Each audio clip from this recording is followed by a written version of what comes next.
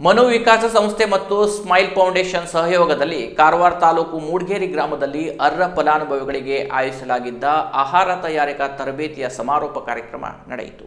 ಕಾರ್ಯಕ್ರಮವನ್ನು ಉದ್ಘಾಟಿಸಿದ ಮೂಡಗೇರಿ ಗ್ರಾಮ ಪಂಚಾಯತ್ ಅಧ್ಯಕ್ಷ ಸುರೇಂದ್ರ ಮುರಳೀಧರ ಗಾಂವ್ಕರ್ ಮಾತನಾಡಿ, ಮನು ವಿಕಾಸ ಸಂಸ್ಥೆಯ ಕಾರ್ಯಚಟುವಟಿಕೆಗಳನ್ನು ಶ್ಲಾಘಿಸುತ್ತಾ ಪಂಚಾಯತ್ದಿಂದ ಯಾವುದೇ ಕೆಲಸವಾಗಬೇಕಾದರೂ ನಾವು ನಿಮ್ಮೊಂದಿಗೆ ಇದ್ದೇವೆ.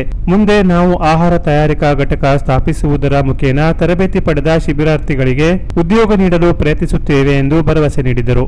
ತರಬೇತಿ ಪಡೆದ 27 ಜನರಿಗೆ ಇದೇ ವೇಳೆ ಪ್ರಮಾಣ ಪತ್ರ ವಿತರಿಸಲಾಯಿತು. ಪಂಚಾಯತ್ ಸದಸ್ಯ ಸುನೀಲ್ ನಾಯ್ಕ್, ಅಂಗನವಾಡಿ ಶಿಕ್ಷಕಿ ನಶ್ರೀನ್, ಅಡಿಗೆ ತರಬೇತಿದಾರ ಗೋಪಾಲ ಪಟ್ಗಾರ್, ತಾಲೂಕು ಪಂಚಾಯತ್ ಮಾಜಿ ಅಧ್ಯಕ್ಷೆ ಆರತಿ ಬನಾವಳಿ, ಗ್ರಾಮ ಪಂಚಾಯತ್ ಅಧ್ಯಕ್ಷೆ ಜ್ಯೋತಿ ಚೋಳರ್, ಉತ್ತರ ಕನ್ನಡ ಮೀನು ಮಾರಾಟಗಾರ ಹಾಗೂ ಉತ್ಪಾದಕರ ಸಂಘದ ಮುಖ್ಯ ಕಾರ್ಯನಿರ್ವಾಹಕಿ ಸುಜಾತಾ ದುರ್ಗೇಕರ್, ಅಂಕಿತಾ ನಾಯ್ಕ್ ಹಾಗೂ ಅಕ್ಷತಾ ಆಚಾರಿ ಉಪಸ್ಥಿತರಿದ್ದರು.